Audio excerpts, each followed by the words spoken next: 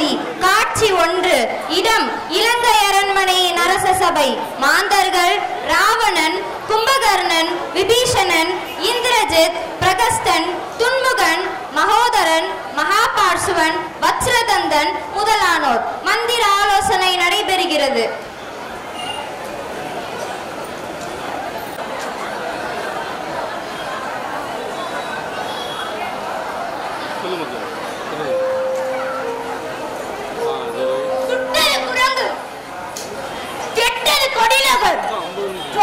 மக்கள் வெற்றி கொடி பறக்கும் இலங்கை மாநகரத்தை ஒரு அற்ப குரங்கு நெருப்பிட்டரித்தது.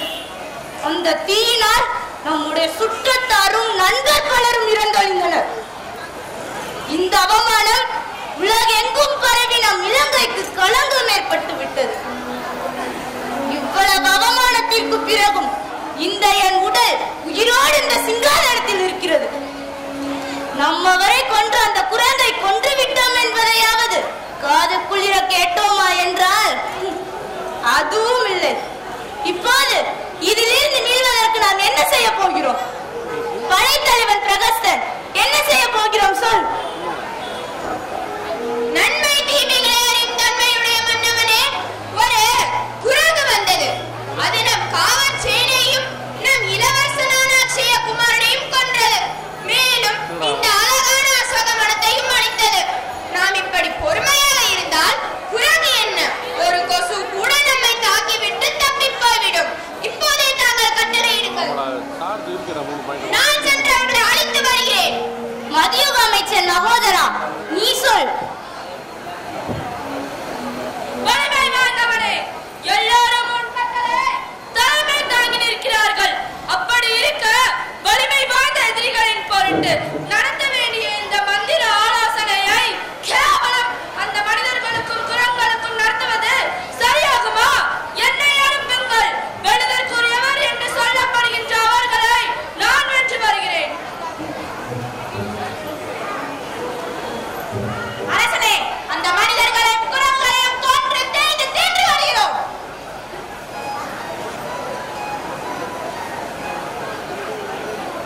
அரசனே, அந்த வானரம் பூமி, கடல், பாதாளம் எங்கொழிந்திருந்தாலும் நான் அதை அழித்து வருகிறேன். மகாகாச்சுவா, நீ சொல்.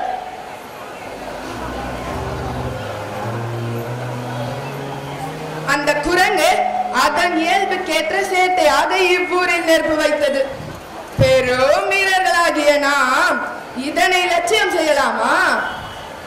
நமக்கு எதிர்பட்ட அந்த குரங்கையும் மனிதர்களையும் பிடித்து தின்று விடுவோம். அண்ணா, பிரம்மதேவனுடைய குலத்தில் ஒப்பற்றவனாக பிறந்த குலத்திற்கேற்ப வேத பொருளை தெரிந்து திருந்திய அறிவனை பெற்றார். அவ்வாறு இருந்தும் கற்புக்கரசியான ராமனுடைய தேவியை விரும்புவது செய்யத்தகாத காரியம் என்ற நினைப்பே இல்லாமல் தேவியை சிறை வைத்துள்ளாய். உள்வினையாய் நிகழக்கூடிய காரியம் இவ்வளவுதானா? சித்திரம் போன்ற மிக அழகாயம் என்ற லங்கா நகரத்தை நெருப்பு எரித்திட அரசியல் அழிந்துட்டவே என்று வருந்துகிறாய். நமது அரக்க குணத்தில் என்றும் வேறான மனித குணத்திலே பிறந்தவரான ராமனுடைய மனைவியை சிறைப்படுத்திய செயல் நேர்மையான செயலா? பழிக்கப்பட்ட செயல் அல்லவா இது? பழிபாவங்களை விளைவிக்கும் செயலை செய்துவிட்டு தீர்ப்பையை நேரும் போது வருந்துவது முறையோ? தீமை செய்தால் தீமையிலே விளையும். அழகிய நகரத்தை அழித்துட்டதே என்று வெட்கப்பட்டு என்ன பிரயோஜனம்?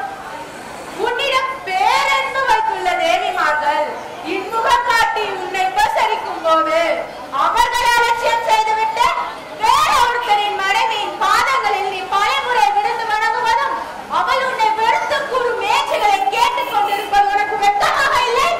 அது உனக்கு புகழை தருமா? அற்ப தொழிலை செய்தவர் புகழை தேடுவது அறிவுடைமையோ? அடடா, இப்படிப்பட்ட மக்களிடம் அஞ்சுகின்ற நமது வீரமும் வெற்றியோ நன்று நன்று. சரி சரி, இனிமே சீதையை விட்டு விடுவோமானால் அதுவும் சரியில்லை. யாவரும் நம்மை அலட்சியமாக கேவலமாக பேசுவார்கள். நம்மை பாசைய வந்துள்ள எதிரிகள் துணையாக தேவர்கள் முதலில் சேர்வதற்கு முன் நாம் அவர்கள் இருக்கும் இடம் சென்று போரிட்டு அழித்து விடுவோம்.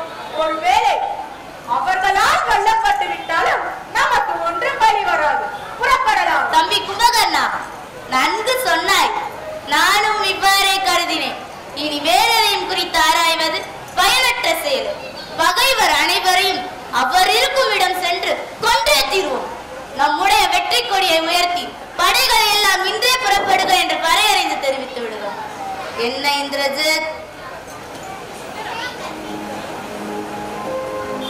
அரசனே, நாங்கள் பலர் பகை வெல்ல தயாராயிருக்கையில் நீ சென்ற அற்ப மானிடருடன் போர் புரிவதா? தலைவனுக்கு உதவாமல் சோம்பி இருக்கின்ற வீரமா எங்களுடைய வீரம்? அது மட்டுமா, தேவர்களையும் மூவர்களையும் வெல்வதற்காகத்தான் இதுவரையில் நம் படை இலங்கையை விட்டு வெளியே இருக்கிறது.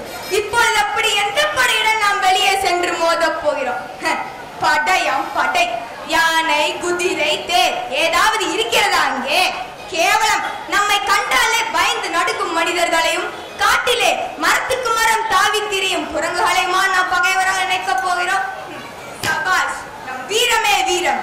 சரி, அப்படியே செய் குமரா. மகனே, வீரர்களுக்கெல்லாம் முன்னிற்கும் வீரனாகிய நீயுமா இப்படி பகைவர்களின் பலத்தை சரியாக மதிப்பிடாமல் உன் கைவலிமையை மட்டுமே நம்பி ராமலட்சுமணர்களை பற்றி இப்படி ஏதேதோ பேசுகிறாயே?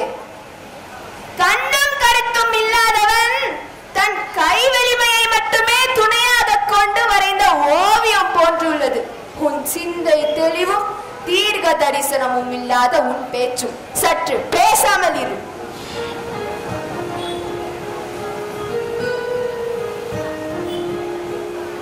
எந்தை நீ, யாயும் நீ, எம்முன் நீ, தவவந்தனை தெய்வம் நீ, மற்றும் முற்றும் நீ.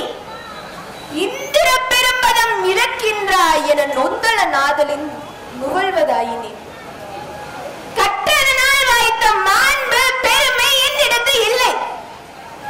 இப்போது நேர்ந்துள்ள பெரிய ஆபத்தை ஆராய்ந்து சொல்ல வல்ல அறிவும் என்னிடத்தில் இல்லை. என் பேச்சில் சில குறைகள் இருக்கலாம், ஆயினும் இடையே சினம் கொள்ளாது கேட்பாயாக. விபீஷணா, சொல், கேட்போம். அற்பமான ஒரு குரங்கினால் இந்த லங்கா நகரமும் உனது வெற்றியும் புகழும் சுட்டரிக்கப்படுமா? இலங்கையை எரித்தது ஒரு குரங்கல்ல அண்ணா, குரங்கல்ல. சீதா தேவியின் கற்பாகிய நெருப்பினாலேதான் இந்த லங்கா நகரமும் உனது வெற்றியும் புகழும் வென்றது. நீ பிரம்மதேவனிடம் மனிதர்களையும் குரங்குகளையும் வெல்வதற்கு வரம் கேட்க தவறியதால் தான் கார்த்தவீரிய அர்ஜுனன் என்ற மனிதனிடமும் வரம்பில்லாத வலிமையுடைய வானரமாகிய வாலியிடமும் தோற்று போனாய். நந்தியின் சாபத்தால் இலங்கை எரியூட்டப்பட்டுள்ளது. தபஸ்வினி வேலவதி சினம் கொண்டு என்னை தீண்டிய உனக்கும் உன் சுற்றத்தாருக்கும் இந்த லங்கா நகரத்திற்கும் கேடு விளைவிக்க நான் தோன்றுவேன் என்றாள். அந்த வேதவதி தான் இந்த சீதா தேவி. காகுத்தன், புரஞ்சயன், பிரிது சக்கரவர்த்தி, பகீரதன் இவர்களது வம்சத்தில் தோன்றியவர் தசரதர். அப்படிப்பட்ட தசரதர் எவராலும் வெல்லப்படாத சம்பாசுரனையை வென்று தேவேந்திரனுக்கு தேவலோகத்தை கொடுத்தார். அப்படிப்பட்ட தசரதனின் புதல்வர்கள் நம் பகைவர் போன்ற முனிவர்கள் ராம லட்சுமணர்களுக்கு தெய்வீக ஆயுதங்களை கொடுத்துள்ளார்கள். தேவர்களை எல்லாம் அழித்த வீரன் திரிசரஸ், மாரீசன், வாலி போன்ற பெருவீரர்கள் ராமனால் கொல்லப்பட்டார்கள். அப்படியா? எனவே தெய்வாம்சம் பொருந்திய ராம லட்சுமணர்களுக்கு எவரும் ஈடாக மாட்டார்கள். ஐயனே, இன்னும் ஒன்று கூறுகிறேன், சற்று செவி மடுத்து கேட்பாயாக. ராம லட்சுமணர்களுடன் இருக்கும் வானரங்கள் தேவர்கள் தான். தேவர்கள் நீ வரம் வாங்காமல் விட்ட வானர வடிவத்தில் இங்குள்ளார்கள். எண்ண முடியாத துர்நிமித்தங்கள் பல தோன்றுகின்றன. இவற்றை எல்லாம் நம் ஒற்றைகள் உன்னிடம் தெரிவிக்காமல் மறைத்து விடுகிறார்கள். எனவே தெய்வ பெண்ணாகிய சீதையை ராமனிடம் சேரும்படி விட்டருளுக. இதை தவிர வெற்றி தரக்கூடிய செயல் உனக்கு வேறு ஒன்றுமே இல்லை. சபாஸ், சபாஸ். பெரியவர்கள் மாதிரி ஆலோசனை கூற துவங்கி பின்னர் பித்தர் கூறும் சொற்களை கூறுகிறார். அளப்பெரிய ஆற்றலுடைய என்னை அந்த மனிதர்கள் வெல்வார்கள் என்றாயே, அதற்கு காரணம் அவர்கள் மீதுள்ள பயமா அல்லது பாச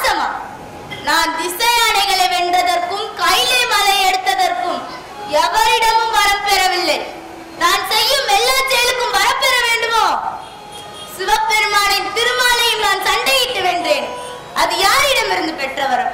தேவர்கள் என்னிடம் பல முறை தோற்று ஓடினார்கள். எனவே அவர்களை கண்டு அஞ்சவே இடமில்லை. நந்தியிட்ட சாபத்தினால் நம்மை குரங்கு அளிக்கும் என்றார். தேவர்கள் மீது அபிமானம் உள்ளவர்கள் வாய்க்கு வந்தபடி சாபமிடுவார். யார் நம்மை சபிக்கவில்லை. அந்த சாபம் தான் நம்ம என்ன செய்துவிடும். பொற்சவேல் கூத்தாடும் பெருமானிடம் வாலி வரம் வாங்கியது எனக்கு தெரியாது. எனவே அவன் முன்னே சென்றதும் எனது வலிமை பாதி அவனிடத்து போய்விட்டது.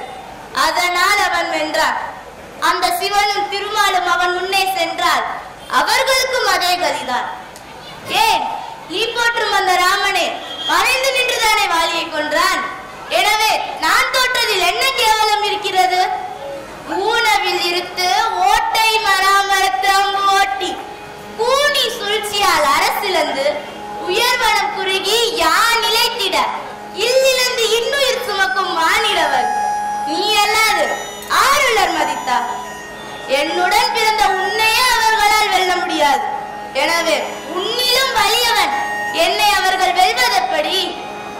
அறியாமல் பேசுகிறாய். நல்லது. அனைவரும் என்னுடன் போருக்கு புறப்படுங்கள். இன்னும் ஒரு நன்மை தரக்கூடிய வார்த்தையை கேளுங்கள்.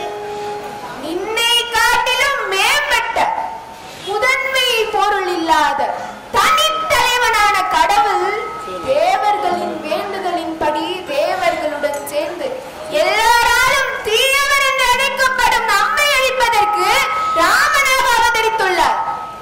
எனவே அவனுடன் போருக்கு செல்ல புறப்படுவது நல்லதல்ல. போருக்கு செல்ல வேண்டாம் அண்ணா, போருக்கு செல்ல வேண்டாம். அடடா, இது என்ன புதுக்கதை? நீ சொல்லும் ராமன் தான் திருமாலின் அவதாரமா?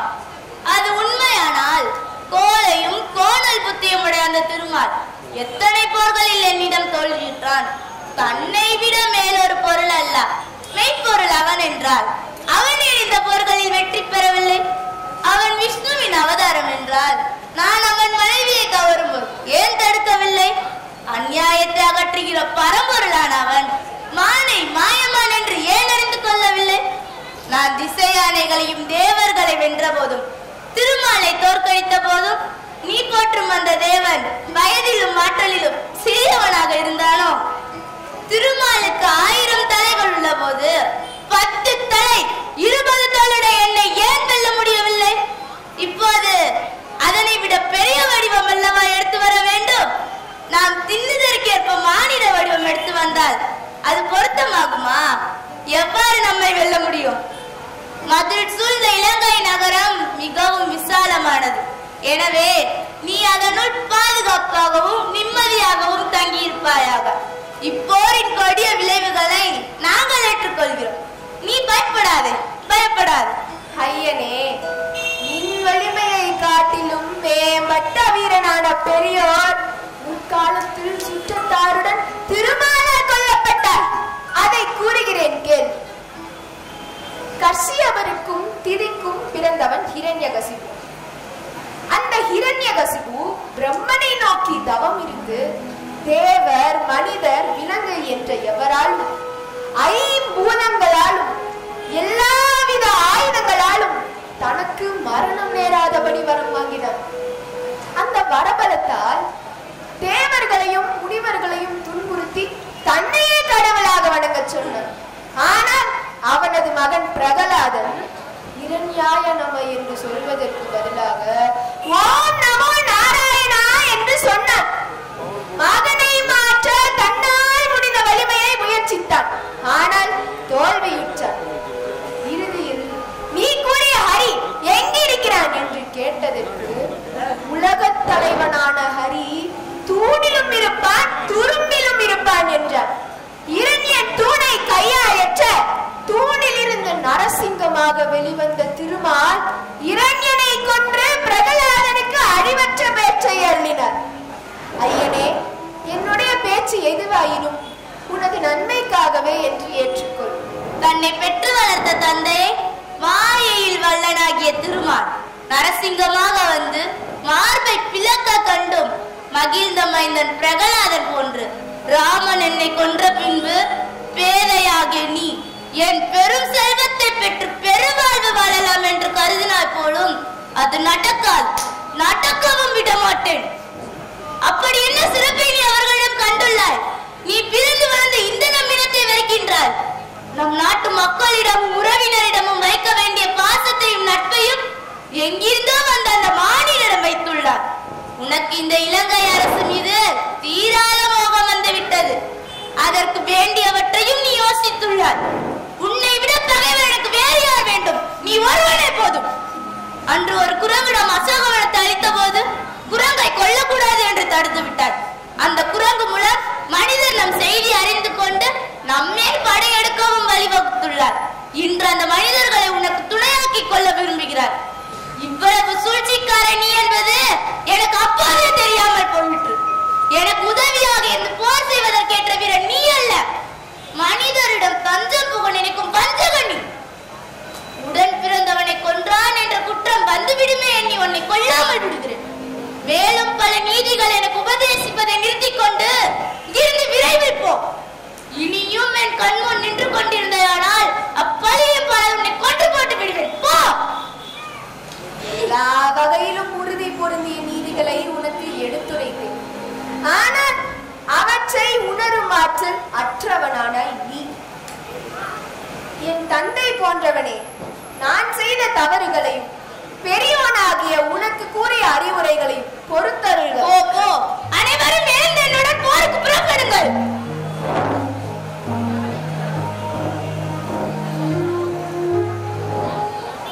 பெறவில்லை. நான் செய்யும் எல்லா செயலுக்கும் வரப்பெற வேண்டுமோ? சிவபெருமானின் திருமாலையும் நான் சண்டையிட்டு வென்றேன். அது யாரிடமிருந்து பெற்ற வரம்? தேவர்கள் என்னிடம் பல முறை தோற்று ஓடினார்கள். எனவே அவர்களை கண்டு அஞ்சவே இடமில்லை. நந்தியிட்ட சாபத்தினால் நம்மை குரங்கு அளிக்கும் என்றார். தேவர்கள் மீது அபிமானம் உள்ளவர்கள் வாய்க்கு வந்தபடி சாபமிடுவார். யார் நம்மை சபிக்கவில்லை. அந்த சாபம் தான் நம்ம என்ன செய்துவிடும். பொற்சவேல் கூத்தாடும் பெருமானிடம் வாலி வரம் வாங்கியது எனக்கு தெரியாது. எனவே அவன் முன்னே சென்றதும் எனது வலிமை பாதி அவனிடத்து போய்விட்டது. அதனால் அவன் வென்றான். அந்த சிவனும் திருமாலும் அவன் முன்னே சென்றால் அவர்களுக்கும் அதே கதிதான். ஏன் நீ போற்றும் அந்த ராமனே மறைந்து நின்றுதானே வாலியை கொன்றான். எனவே நான் தோற்றதில் என்ன கேவலம் இருக்கிறது? ஊனவில் இருத்து ஓட்டை மராமரத்து அம்பு ஓட்டி கூனி சூழ்ச்சியால் அரசிலந்து உயர்வனம் குறுகி யான் நிலைத்திட இல்லிழந்து இன்னுயிர் சுமக்கும் மானிடவன் நீ அல்லாது ஆருளர் மதித்தா. என்னுடன் பிறந்த உன்னையே அவர்களால் வெல்ல முடியாது.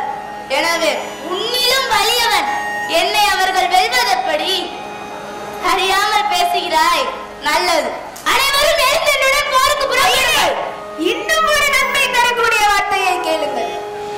நின்னை காட்டிலும் மேம்பட்ட முதன்மை பொருள் இல்லாத தனித்தலைவனான கடவுள் தேவர்களின் வேண்டுதலின்படி தேவர்களுடன் சேர்ந்து எல்லாராலும் தீயவர் என்று அழைக்கப்படும் நம்மை அழிப்பதற்கு ராமனாக அவதரித்துள்ளார்.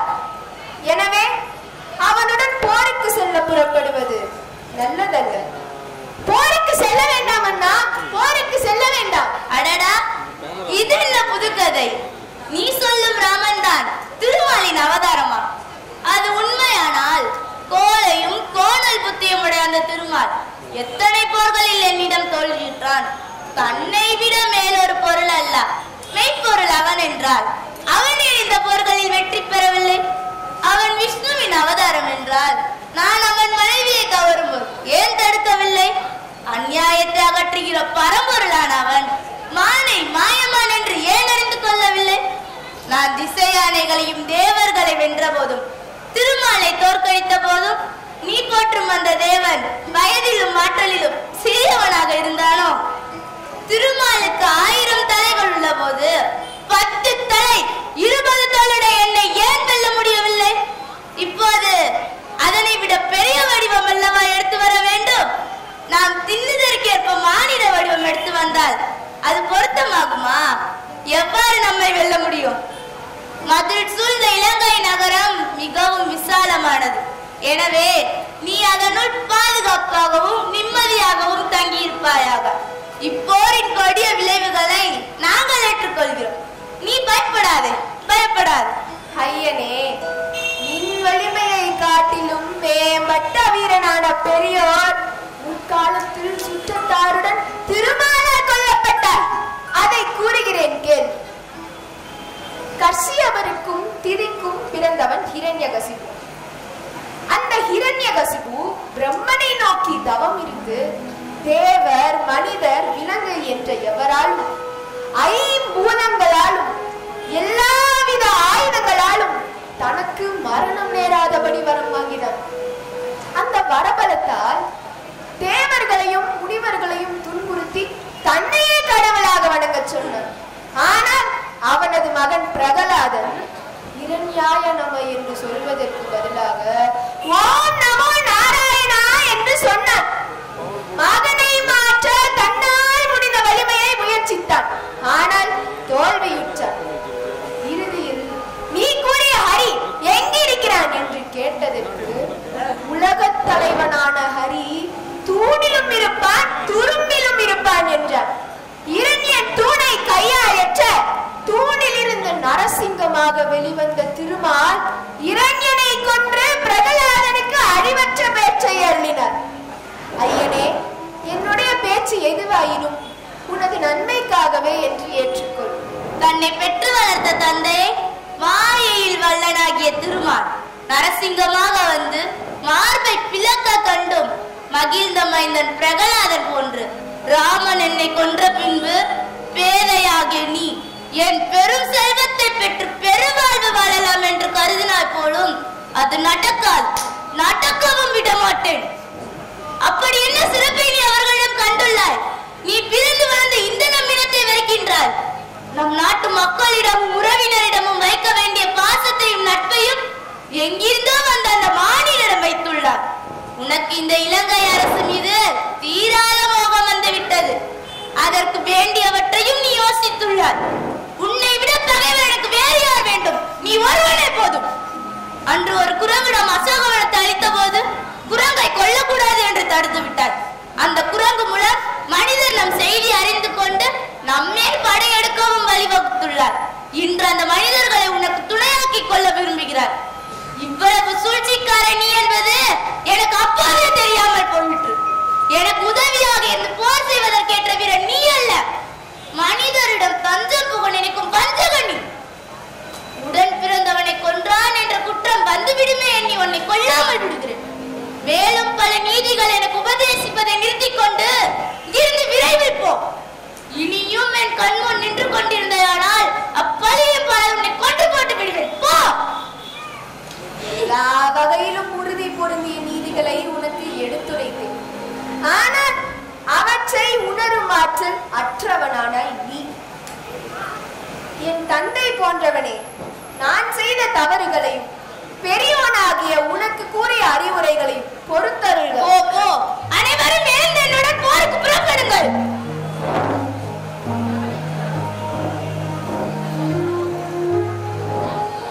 அண்ணல் ராமனை சரணடைதல். மாந்தர்கள் ஸ்ரீராமர், லக்ஷ்மணன், சுக்ரீவன், ஹனுமன், ஜாம்பவான், அங்கதன், மைந்தன், நீலன், விபீஷணன். ராவணன் தம்பி விபீஷணன் 4 அமைச்சர்களோடு தங்களை சரணடைய வந்துள்ளான்.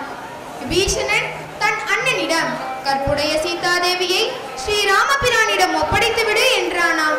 அப்படி செய்யாவிடில் இந்த இலங்கை மாநகரமானது அரக்கர்களின் எலும்புகளாலான மலையாக ஆகிவிடும். ராவணன் தலைகளும் பூமியிலே புரண்டுவிடும் என்றானாம். பிறரை வருத்துவதையே தொழிலாக கொண்டுள்ள ராவணன் வீடனனை நோக்கி, நீ இவ்வாறு எனக்கு எதிராக செல்வதால் என் முன் நிற்காதே, எங்கையாவது ஓடிப்போ, ஒரு கணம் நின்றாலும் கொன்று விடுவேன் என்றானாம். எனவே வீடனன் தன் அண்ணனை துறந்துவிட்டு இங்கு தங்களை சரணடைய வந்துள்ளான். சிரேஷ்டர்களே, இவ்வீடனன் நமது பக்கம் சேர்த்துக் கொள்ளத்தக்கவனா அல்லது வெறுத்து ஒதுக்கத்தக்கவனா? இதனை உங்கள் மன உணர்வுக்கு ஒப்ப ஆராய்ந்து பார்த்து உங்கள் கருத்தை கூறுங்கள். சுக்ரீவா. கருணை கடலே, எல்லாம் உணர்ந்த தாங்கள் எங்களை கேட்டறிய வேண்டியது ஒன்றுமில்லை. ஆயினும் நீங்கள் கட்டளையிட்டதால் நான் சொல்கிறேன். நான் சொல்வதே முடிவானதல்ல. இந்த வீடனன் அண்ணன் செல்வத்தோடு நன்கு வாழ்ந்திருக்கும் போது அவனோடு சேர்ந்திருந்து அனுபவித்துவிட்டு இப்போது அவனை பகைவர் வந்து நெருங்கும் போது அவனை விட்டு வருவது சரியில்லை, தர்மமும் இல்லை. நேர்மை இல்லாத அரக்கரில் சிறந்த குணம் படைத்தவர் யார் இருக்கிறார்கள்? இவனிடம் சிறந்த குணம் இருப்பதாக தோன்றினாலும் அந்த குணம் எப்ப வேண்டுமானாலும் மாறிவிடும். மேன்மை பொருந்திய அண்ணன், தாய், தந்தை, அரசன், ஆசிரியர் இவர்களை அடக்க பகைவர் வரும்போது கூடவே இருந்து உதவி செய்ய வேண்டும். உலகமெல்லாம் திரண்டு வந்தாலும் நாம் எதிர்த்து போரிடுவோம். நமக்கு வீரமும் விவேகமும் இருக்கிறது. நமக்கு பிறர் உதவி, அதுவும் பகைவனின் தம்பி உதவி தேவையில்லை. அரக்கரை கொல்ல அரக்கர் துணை வேண்டியதில்லை. பின்பு ராமனுக்குவர் ஆற்றல் குறைவுடையதாக மற்றவருக்கு தோன்றும். இந்த நம்பத்தகாத வஞ்சகனை நாம் ஏற்றுக்கொள்ள கூடாது. இதுவே எனது கருத்து. ஜாம்பவா, உன் அபிப்பிராயம் என்ன? நம்புதற்குரிய பகைவர் அறிஞராக அறநெறியாளராக இருப்பினும் அவரை நண்பராக சேர்த்துக் கொள்ள கூடாது. நாம் அடைக்கலம் கொடுத்த பின் அவர்கள் நமக்கு வஞ்சகம் செய்யும் போது அவர்களை கைவிட முடியாது. சரண் புகுந்தவரை கைவிட்டால் பழி உண்டாகும். சேனாதிபதி நீலன், உன் கருத்து என்ன? ஐயனே, எதிரிகளிடமிருந்து வந்தவனை நாம் அடைக்கலமாக ஏற்றுக்கொள்வதற்கு சில விதிகளை நம் சாஸ்திரங்கள் கூறுகின்றன. அதை இப்போது நான் சொல்கிறேன். ஒருவன் தன் சொந்தக்காரனை கொன்ற பகைவனை கொல்வதற்காக நம் துணை நாடி வஞ்சம் தீர்க்க வந்தால் அவனை நாம் ஏற்றுக்கொள்ளலாம். ஒரு பெண்ணின் பொருட்டு பிறரோடு பகை கொண்டவரை அழிப்பதற்காக நம் துணை நாடி வரை நேர்க்கலாம். பிறரால் பெரும் பொருளை இழந்தவன் எதிரிகள் பால் சீற்றத்தோடு நம்மை வந்தடைந்தால் ஏற்கலாம். போரில் பகைவனுக்கு பயந்து புறமுதுகு காட்டி அஞ்சி ஓடி வந்து பகைவனை வெல்ல உதவி கேட்டால் வந்தவனை தயங்காமல் ஏற்றுக்கொள்ளலாம்.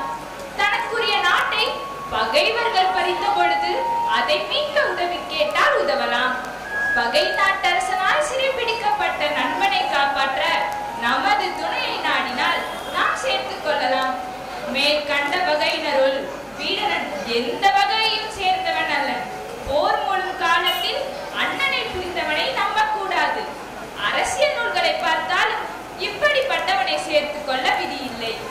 காலம் நோக்காது அண்ணனை முனிந்து வந்தவன் சீலமும் நம்பத்தக்கதன்று. எனவே இவன் சேர்த்துக் கொள்ளத்தக்கவன் இல்லை. அங்கதா, உன் கருத்து யாது?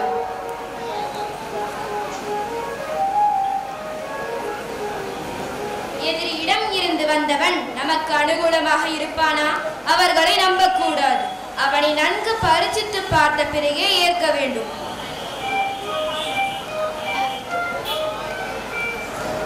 இங்குள்ள இந்த உத்தமர்கள் அனைவரும் நன்கு ஆராய்ந்து அது செய்யத்தக்கது அன்று என்று நாம் உணரும்படி தெளிவாக சொல்லிவிட்டார்கள். பேரறிவு பொருளை நீ நானும் சொல்ல வேண்டுமோ? நீரே நன்கு உணர்ந்தவர். ஆயினும் தாங்கள் பணித்ததால் சொல்கிறேன். உலக காவலனே, இந்த வீரனை தீயவன் என்று நான் ஐயுறவில்லை. எவ்வாறு எனில் வஞ்சகர்களின் முகத்தை பார்த்தாலே அவர்களது வஞ்சகம் நன்கு தெரிந்துவிடும். மனத்தில் உள்ள வஞ்சத்தை சொற்களால் மறைத்து விடலாம், ஆனால் முகம் காட்டி கொடுத்துவிடும். இவன் முகம் சஞ்சலமில்லாது தெளிவாக இருக்கிறது. கள்ளமின்மை நன்கு விளங்குகிறது. பகைவர்கள் நம்மிடம் அடைக்கலமாக விரும்பி செய்வாரோ? இந்திரஜித்தால் நான் ராவண சபைக்கு இழுத்துச் செல்லப்பட்ட போது என்னை கொன்றுவிடும்படி ராவணன் கொலையாளிகளை ஏவியதும் இந்த வீடனன் தக்க வேளையில் தடுத்தான். இவனது அரண்மனையில் இகழத்தக்க கள்ளும் நன்னெறியாளருக்கு பொருந்தாத இறைச்சி உணவுகளும் இல்லை. விபீஷணனது மாளிகையில் தர்மத்தை கண்டேன், தானத்தை கண்டேன், நீதியை கண்டேன், வந்தனை வழிபாடுகளை கண்டேன்.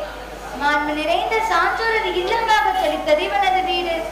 நான் இவன் வீட்டிற்கு அருகே போன போது நன்மை தரவல்ல சகுனங்கள், நிமித்தங்கள், அறிகுறிகள் விரும்பத்தக்கனாகவே இருந்தன. அருள் நிறைந்த பெரியோர்களின் மனையாக திகழ்ந்தது இவனது வீடு. விபீஷணனின் இனிமையான மகள் திரிசடை நம் பிராட்டியின் மனத்தடுமாற்றத்தை நீக்கினார். எப்படி? ராவணன் தன்னை விரும்பாத பெண்களை தொட்டால் அவன் தலை வெடித்துவிடும் என்ற பிரம்மசாபத்தை தெரிவித்து, ஓஹோ, இவனை நாம் ஏற்றுக்கொள்ளவில்லை என்றால் கற்றறிந்தார் நம்மை நகைப்பர். ஆகையினால் அண்ணனோடு மாறுபட்டு வந்துள்ள விபீஷணன் வரது நமக்கு நன்மை தரத்தக்க வரவாக அடியேனாகிய நான் தெளிவாக உணர்ந்தேன். ஆனால் வேத நூல் என்றே சொல்லத்தக்க தூய்மையும் புலமையும் நிரம்பியுள்ள திருவுள்ளத்தின் கருத்து எதுவோ அறிந்திலேன். சிறப்பான அறிவுடையோனே, உனது வார்த்தை மிகவும் நன்றாக இருந்தது. நன்று நன்று.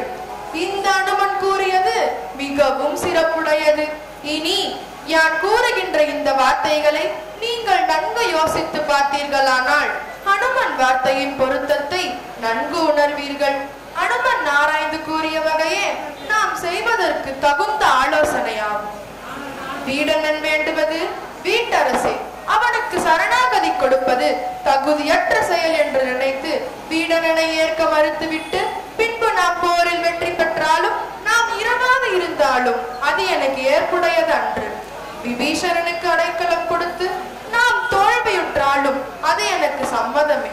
பின்விளைவை நினைத்து ஏற்றுக்கொண்டால் அது சரியான அபயதானம் கிடையாது. சரணடைந்தோரை ஏற்றுக்கொள்வது என் கடமையாகும். நமக்கு பழக்கம் இல்லாதவன் அல்லது மாபாதகன் என்று நினைத்து கூட அடைக்கலம் வந்தவரை கைவிடக் கூடாது. தாய் தந்தையரை கொன்ற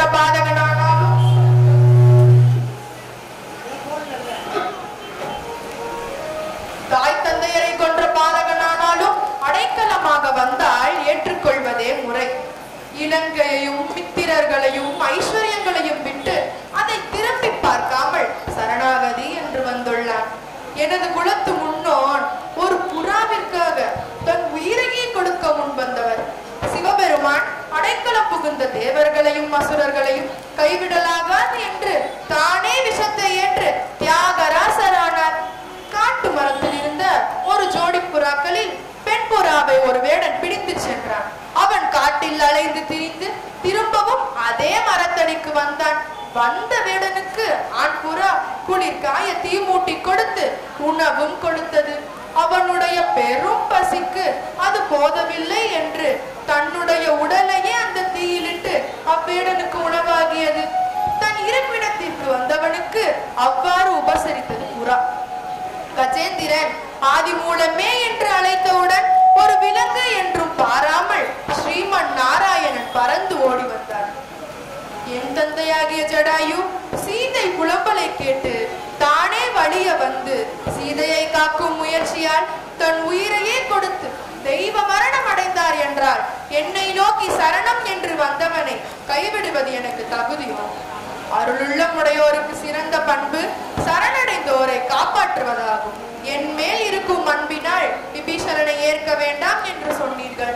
அபயம் வந்தவனை ஏற்றுக்கொள்வது என் கடமையாகும். சூரியகுமாரா சுக்ரீவா, ஒரு குற்றம் இல்லாதவனான இவ்வீடனனை நீயே என்னிடம் அழைத்து வா. உத்தரவு பிரபு, இதோ அழைத்து வருகிறேன்.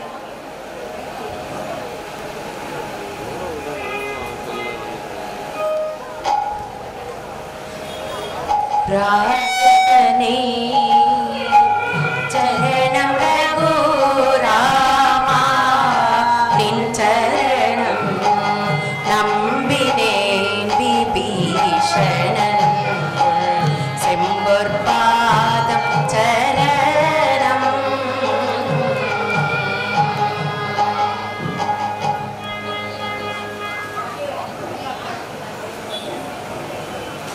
விபீஷணா, இனிது வாழ்வாயாக. 14 உலகங்களும் என் பெயரும் எத்துணை நாள் வரையில் நிலை நிற்குமோ அந்நாள் வரையிலும் இலங்கை அரசு செல்வம் உன்னுடையதே ஆகும். தூங்குதல் இல்லாத கண்களையுடைய ஐயனே, நம்மிடம் அடைக்கலமாகி சிறந்த நண்பனான ஒரு குற்றம் இல்லாதவனான வீடனனுக்கு இலங்கை ராஜ்யத்திற்குரிய மகுடத்தை சூட்டுவாயாக. நீ வரதனுக்கு அளித்த பாதுகைகள் தான் எனக்கு வேண்டும். நீ சூடும் அரசு வேண்டும். அடி சூடும் அரசே அரசு. குகனோடும் ஐவரானோம் முன்பு, பின்பு குன்று சூழ்வான் மகனோடும் அறுவரானோம். எம்முளை அன்பின் வந்த அகனமர் காதலை இன்று நின்னொடும் எழுவரானோம். புகழரும் காணம் தந்து முதல்வரால் பொழிந்தான் நொந்தை. நாய் போல் கடைபட்ட என்னை உன்னுடன் பிறந்தவர்களுடன் ஒருத்தன் என்றார். இப்படி நீ அபரிமிதமாய் அன்பை பொழியும் பொழுது நான் சொல்வதற்கு என்ன இருக்கிறது? இந்த பேரன்பிற்கு நான் என்ன கைமாறி செய்ய போகிறேன்? இவ்வீடனனை நாம் ஏற்றுக்கொண்டதை பலரும் அறியுமாறு அரசமரியாதையுடன் படைகள் சூழ்ந்து வர நம் படைகள் தங்கியுள்ள பாடி வீட்டை வலம் வருவீர்களாக. श्रीराम जय राम जय जय राम, श्रीराम जय राम जय जय राम, श्रीराम जय राम जय जय राम, श्रीराम जय राम जय जय राम, जय जय राम।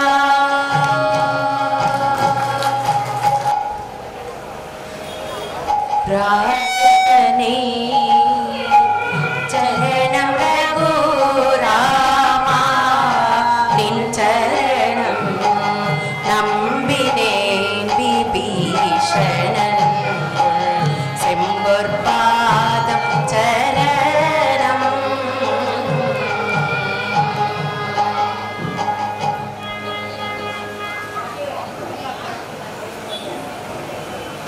விபீஷணா, இனிது வாழ்வாயாக. 14 உலகங்களும் என் பெயரும் எத்துணை நாள் வரையில் நிலை நிற்குமோ அந்நாள் வரையிலும் இலங்கை அரசு செல்வம் உன்னுடையதே ஆகும். தூங்குதல் இல்லாத கண்களையுடைய ஐயனே, நம்மிடம் அடைக்கலமாகி சிறந்த நண்பனான ஒரு குற்றம் இல்லாதவனான வீடனனுக்கு இலங்கை ராஜ்யத்திற்குரிய மகுடத்தை சூட்டுவாயாக. நீ வரதனுக்கு அளித்த பாதுகைகள் தான் எனக்கு வேண்டும். நீ சூடும் அரசு வேண்டும். அடி சூடும் அரசே அரசு.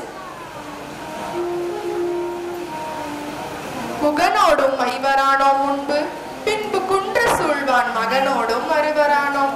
எம்முளை அன்பின் வந்த அகனமர் காதலை இன்று நின்னொடும் எழுவரானோம். புகழரும் காணம் தந்து முதல்வரால் பொழிந்தான் நொந்தை. நாய் போல் கடைபட்ட என்னை உன்னுடன் பிறந்தவர்களுடன் ஒருத்தன் என்றார். இப்படி நீ அபரிமிதமாய் அன்பை பொழியும் பொழுது நான் சொல்வதற்கு என்ன இருக்கிறது? இந்த பேரன்பிற்கு நான் என்ன கைமாறி செய்ய போகிறேன்? இவ்வீடனனை நாம் ஏற்றுக்கொண்டதை பலரும் அறியுமாறு அரசமரியாதையுடன் படைகள் சூழ்ந்து வர நம் படைகள் தங்கியுள்ள பாடி வீட்டை வலம் வருவீர்களாக. श्रीराम जय राम जय जय राम, श्रीराम जय राम जय जय राम, श्रीराम जय राम जय जय राम, श्रीराम जय राम जय जय राम, जय जय राम। காட்சி 3. கும்பகர்ணனை வீரர்கள் துயிலெழுப்புகின்றனர். மாந்தர்கள் கும்பகர்ணனும் 6 பணியாளர்களும்.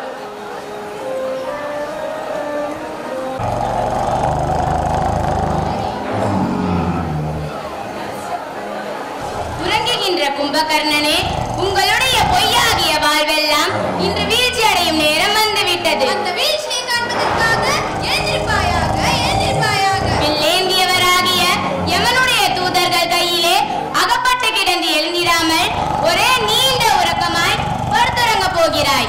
இப்பொழுது அனைவரும் சேர்ந்து அவரை எழுப்புவதற்கு முயற்சி செய்யுங்கள். செய்கிறோம்.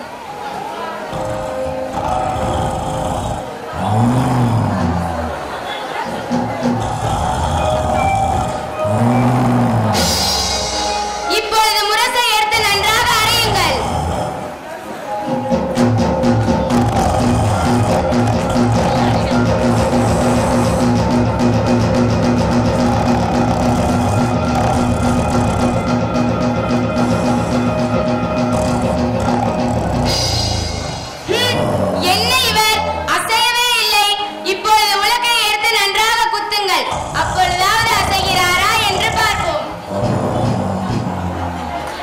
இறங்குகின்ற கும்பகர்ண உங்கள் மாய வாழ்வெல்லாம் இறங்குகின்றதென்றுதான் எழுந்தினாய் எழுந்தினாய் கரது போல் பிரித்த கால தூதகையிலே உறங்குவாய் உறங்குவாய் இனி கிடந்து உறங்குவாய் உறங்குவாய் உறங்குவாய் இனி கிடந்து உறங்குவாய்.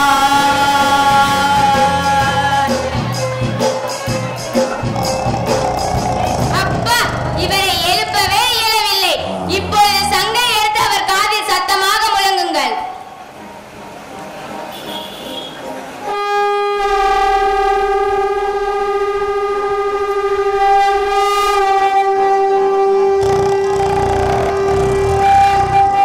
அண்ணே, இவரை இப்பொழுதும் எழுப்பவே இயலவில்லை. ஆமாம் ஆமாம், இளையராஜாவுக்கு எழுந்தவுடன் பசியும் தாகமும் அளவு கடந்ததாக இருக்கும். நாங்கள் சென்று உணவு கொண்டு வருகின்றோம். சரி.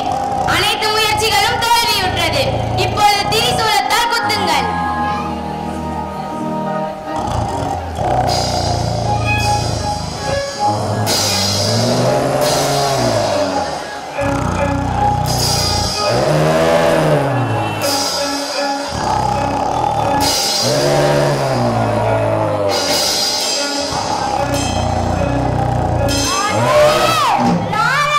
தேவதேவா, இதோ வந்துவிட்டோம்.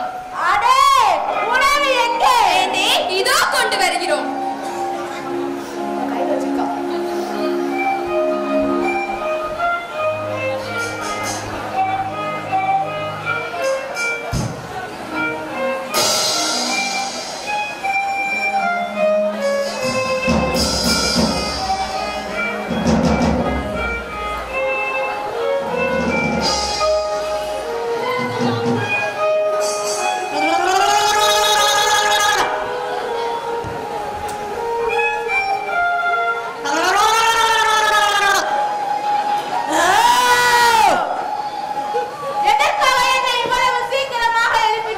யாரோ எதிரிகளாம் நம் நாட்டின் மீது படையெடுத்து வந்துள்ளார்கள். இவ்வளவுதானா? லங்காபுரத்தின் மீது படையெடுத்து வர துணிந்துள்ள மூடர்கள் உலகில் உண்டா? வாருங்கள், அண்ணனிடம் போவோம். சரி வேந்தே.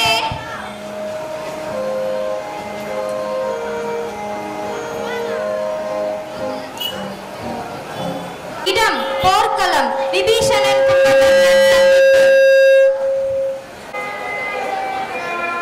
வேந்தே, உங்களை காப்பதற்காக உங்கள் தம்பி விபீஷணன் வந்து கொண்டிருக்கிறார். இவன் ஏன் இங்கு வருகிறான்? ஒருவேளை நம்முடன் சேர்வதற்காக இங்கு வருகிறானோ? சரி, பார்ப்போம். அண்ணா, தம்பி,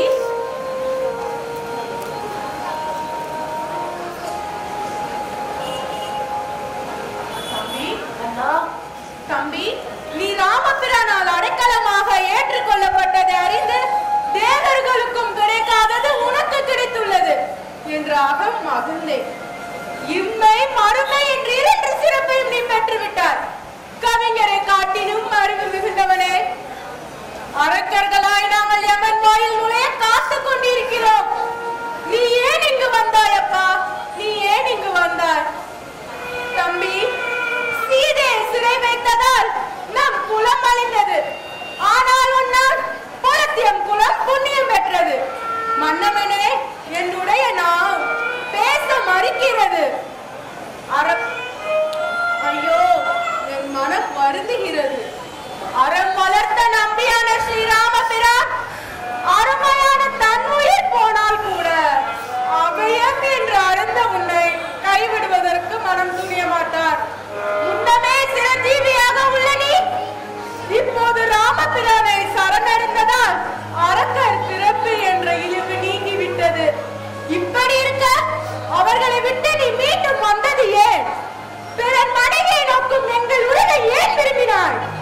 நீதியிலும் மரத்திலும் பொருந்தி உள்ளவன் நீ பிறந்த அரக்கர் ஜாதியின் இழிந்த குணத்தை இன்னும் விட்டுவிடவில்லை போனோ? ஐயனே, நீயாவது ராமனுடன் இருந்தால் இறந்த எங்களுக்கு நீர்க்கடன் கழிக்க மிஞ்சிருப்பாய் என்று எண்ணினேன். என் எண்ணத்தில் மண்ணை போடவாய் இங்கு திரும்பி வந்துள்ளாய். நீ ராமனிடம் இருப்பது உனக்கு மட்டுமல்ல தம்பி, எங்களுக்கும் நன்மையாகும். இந்த பழமையான இலங்கைக்குள் இப்போ இப்போது வர வேண்டாம். அரக்கர் கூட்டம் அணிந்த பின்பு ராமபிரானுடன் இலங்கைக்குள் வந்து இலங்கை செல்வத்தை அனுபவி. இப்போது திரும்பி செல். அண்ணா, உன்னிடம் ஒரு காரியமாக வந்தேன். அப்படியானால் நீ வந்த காரியம் என்ன? சொல். அறியாமை நிரம்பிய மனதை உடைய என்னையே ஏற்றுக்கொண்ட ராமன் உன்னையும் ஏற்றுக்கொண்டு அருள் புரிவார். இந்த அரக்க பிறவி நோய்க்கு மருந்து அவர். மேலும் அந்த ராமன் எனக்கு அளித்த இலங்கை செல்வத்தை உன்னிடம் கொடுத்து உனது ஏவலின்படி நான் நடந்து கொள்கிறேன். இதைவிட சிறந்தது உனக்கு வேறு ஒன்றுமே இல்லை. நம் உடலிலே தோன்றிய ஒரு கட்டியை அதன் துண்ணீர் உடலில் பரவா வண்ணம் அறுத்து சுட்டு கெட்ட ரத்தத்தை வெளியேற்றி மருந்து போடுவது போல தீச்செயல் செய்த அந்த ராவணனை உடன் பிறந்தவன் என்று பாராமல் ஒழித்தலே சிறந்தது. அந்த ராவணன் ஒருவன் செய்த குற்றத்திற்காக இலங்கை மக்கள் எல்லோரும் அழிய வேண்டுமா? அண்ணா, நீ ராமனை சரணடைந்தால்தான் நமது புத்திரர்களையும் ராவணனது புத்திரர்களையும் காப்பாற்ற முடியும். ராமனது கருணையான ஆணையினால் நான் இதை சொல்கிறேன். அண்ணா, வா, ராமனோடு சேர்வோம். மைந்தனே, ராவணன் நான் தூங்கி எழுந்தவுடன் எனக்கு வேண்டிய அளவு மது மாவிசத்தை ஊட்டி வளர்த்தான். இன்று நான் போர் புரிவேன் என்று நம்பி போர்க்கோலம் அணிந்து அவனே அனுப்புள்ளான். எனவே நான் அவனுக்காக உயிரையும் கொடுப்பேன். நீரில் எழுதிய கோலத்திற்கொற்பான இந்த நிலை இல்லாத செல்வ வாழ்க்கைக்காக ராமபிரானிடம் சேர மாட்டேன். அழியாத அறவழியை நீ மேற்கொண்டாய். சிவஜீவியாக உலக தலைவனாக நீ விளங்குவாய். அதுதான் உனக்கு சிறந்தது. ராவணனுக்காக போரிட்டு ராமன் அம்பாள் மாண்டு இந்த கெட்ட உயிரை துறப்பதுதான் எனக்கு புகழை தரும். தம்பி, நீ விரைவில் ராமன் அருகில் செல்வாயாக. தம்பி. அண்ணா, தம்பி, மீண்டும் சந்திக்க முடியாத பிரிவு சேர்ந்து விட்டது. நம் இருவருக்கும் இடையே உள்ள உடற்பிறப்பு என்ற உறவு இன்றோடு முடிந்து விட்டது தம்பி, இன்றோடு முடிந்து விட்டது. ஆமாம் அண்ணா.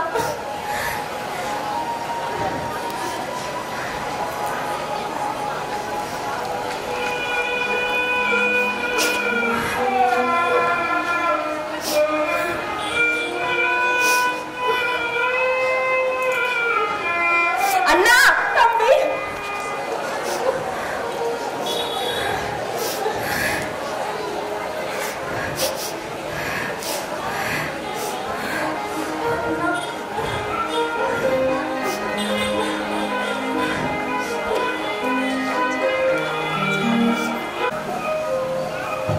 காட்சி 5. இடம் போர்க்களம். விபீஷணன் இந்திரஜித் சந்திப்பு.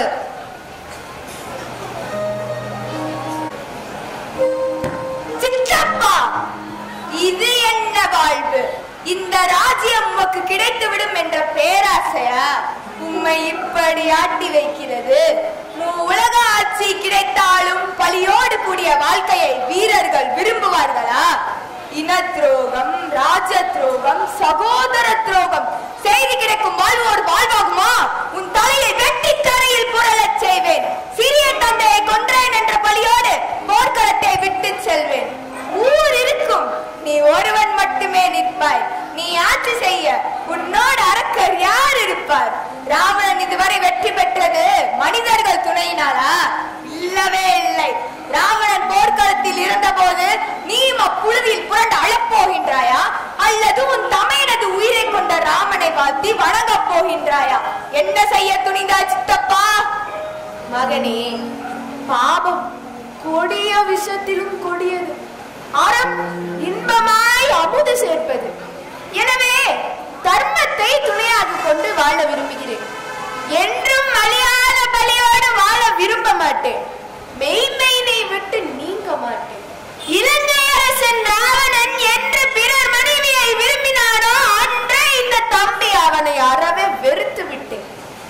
மகனே, சற்று யோசித்து பார். இந்த யுத்தம் யாருக்காக? இலங்கைக்காக இல்லையே. ஸ்ரீராமருக்கு சொந்தமான பொருளை உன் தந்தை திருடி வந்ததால் தான் இந்த யுத்தம். அதை நீக்கவே ஸ்ரீராமர் போருக்கு வந்துள்ளார் என்பதுதான் உனக்கே தெரியுமே. இலங்கைக்காக தான் இந்த யுத்தம் என்றால் நான் ஒருவனே போருக்கு செய்தேன். நீங்கள் யாரும் தேவையில்லை. உன் தந்தை ஒருவன் செய்த குற்றத்திற்காக இலங்கை மக்கள் எல்லாரும் அழிய வேண்டுமா? யோசித்து பாருங்கள் ஜெயத், யோசித்து பார். வீடனனை நன்கு புரிந்து கொண்டு ராமனை அடைந்ததால் நம் பிறவிப்பிணி தீரும் என்று உணர்ந்து சொன்னான். இந்திரஜித் 3 தடவை போர் செய்து பின் சித்தப்பா விபீஷணன் சொன்னது சரி என்று ஒத்துக்கொள்கிறார். கடைசியாக ராவணனும் விபீஷணன் செய்த செயல் சரி என்று அறிந்து ஒத்துக்கொள்கிறான். எனவே விபீஷணன் சரணாகதி என்பது மிகவும் சிறப்பானது. அவன் ராமனது அருளை வேண்டினான். ராமன் அவனுக்கு இம்மை மறுமை இரண்டும் கொடுத்து அருளினார். யாரெல்லாம் தெய்வத்தையும் சான்றோர்களையும் பூரண சரணாகதி அடைகிறார்களோ அவர்கள் பிறவிப் பயனை அடைவர். கடவுளை சரணடைந்தோர் கைவிடப்படார். ராவணவதம் முடிந்து ராமர் அயோத்திக்கு செல்கிறார். காட்சி 6. ஸ்ரீராமர் பட்டாபிஷேகம்.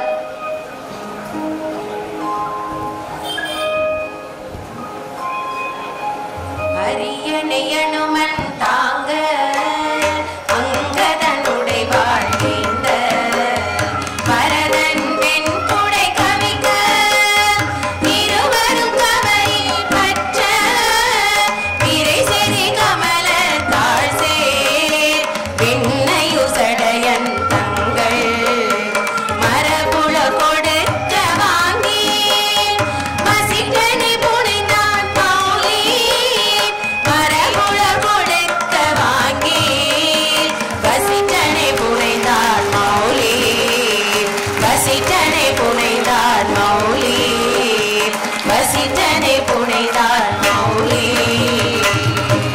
जय श्री सीतापति रामचंद्र मूर्ति की.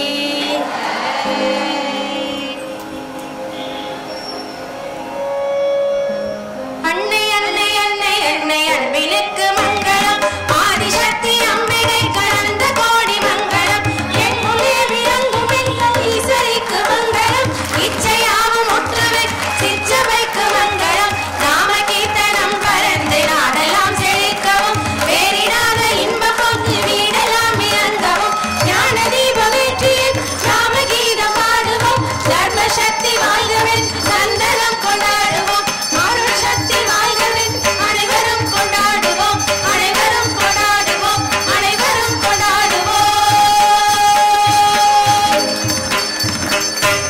जय श्री शारदा महामाई की. जय श्री गुरु महाराज की. जय श्री स्वामी जी महाराज की. जय श्री सद्गुरुनाथ स्वामी की. जय श्री मीनाक्षी सुंदरेश्वर स्वामी की. जय श्री वैगई माई की. நன்றி.